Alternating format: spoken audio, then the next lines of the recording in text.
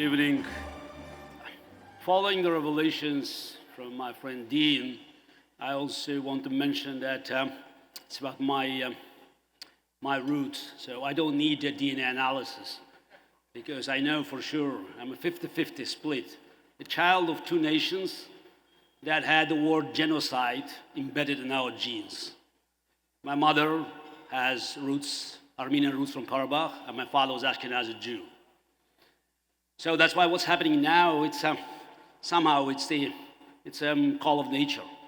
I can recognize it. I lived through that. And I think when we talk about challenges faced by Jewish nation, we have to recall history.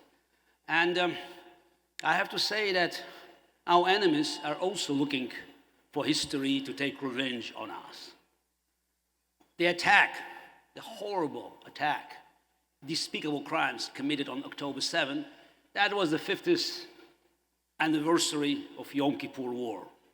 Also, it was a birthday of Russian dictator, Vladimir Putin. Yeah, people say it's a coincidence. Yes, I believe in coincidences, but I also believe in KGB. Before leaving my apartment for this great event, so I looked at Wikipedia just to check a day in history. And on that day, 50 years ago, the resolution 339 was adopted by United Nations that ended the Yom Kippur War with Israeli victory. Somehow I always feel uncomfortable because so many wars had been won on the battlefield and so many wars had been lost on the information. It reminds me, as a scholar of history, the anecdote about one of the Hannibal generals after the great victory at Battle of Cannes and decision not to storm Rome. He told Hannibal, you knew how to win every battle, but you had no idea how to use it. So I think we reached a point where we are reaping the benefits, or actually, it's not the benefits, but we're paying the price for our unwillingness to pay attention to this ongoing war, guerrilla war that now manifested around the world. We saw all these pro-Hamas demonstrations. Do you think it's spontaneous? Are you telling me? Just look at the quality of these flags. I have been organizing demonstrations in Moscow protesting against Vladimir Putin's rising dictatorship. It's industrially made flags. So the posters, the memes, the megaphones, it all was prepared in advance. They knew. And it's not just an ordinary attack. It's not just the most despicable crimes against Jews that was committed on October 7th. It's the beginning. And I think, again, we always have to look back at history. I talked about 1973. On that day, on 1962, that was a great time. Because on that day, October 25th, at the United Nations in this city, American ambassador to the United Nations, Adlai Stevenson, revealed the Soviet lies about Cuban missiles. That was a great time. You showed the pictures and the world believed you. Not today. They don't want to believe these pictures because they've been indoctrinated.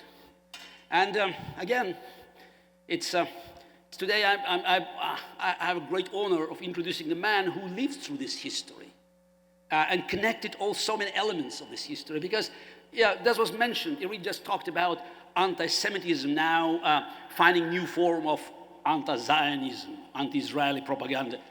I lived through that. It's Soviet KGB trick. We didn't have anti-Semitism in Soviet Union. It was anti-Zionism. But it's like, it's a code.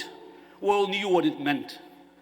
And we see now that it's never dying Jew hatred manifested everywhere, including United Nations, which is probably the most Jew hatred organization on this planet.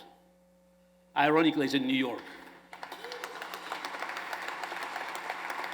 And the man I'm introducing today was born in the city that nobody probably would ever knew about the location. By the way, it was called Stalino at the day when he was born there 75 years ago. Today it's called Donetsk, and everybody knows where it is.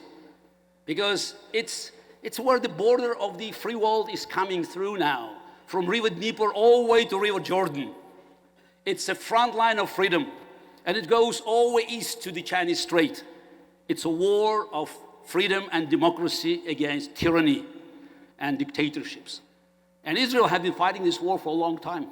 Now Israel is not alone, but we see our enemies not lost their hopes to eradicate Jewishness from history. But you know what? They would like to play with history, while Jews lived through history and made history. There were so many enemies of the Jewish people for nearly 4 millennia. What are these enemies? You have to dig deep in the history books to find their names. And we're still here, and the state of Israel is still there.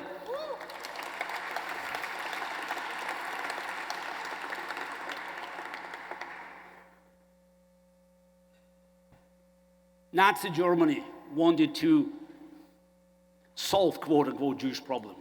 They were working hard on final solution.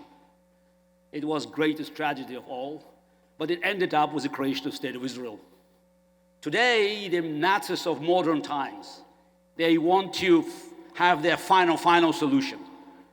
Let's be honest with ourselves. This is not an ordinary challenge. This is not an ordinary war.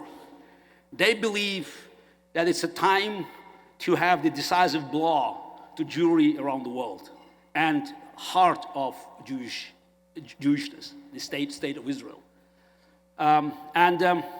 Unfortunately, the free world now is watching it not indifferently as in 1930s, but applauding. So there's so much work to be done. And again, I have a great honor of bringing this man to the stage. So he was a prisoner in the Soviet jail. By the way, today history repeats itself. We still have political prisoners in the Soviet Union, but there's one difference. There's not the same president in the Oval Office, like in the 80s. And again, having said all of that, I would like to invite to the stage a true hero, so my hero, and the man who guarantees that Jewish nation will continue its triumphant walk through history, symbolizes never-ending hope and never-exhausted resilience and courage of Jewish nation.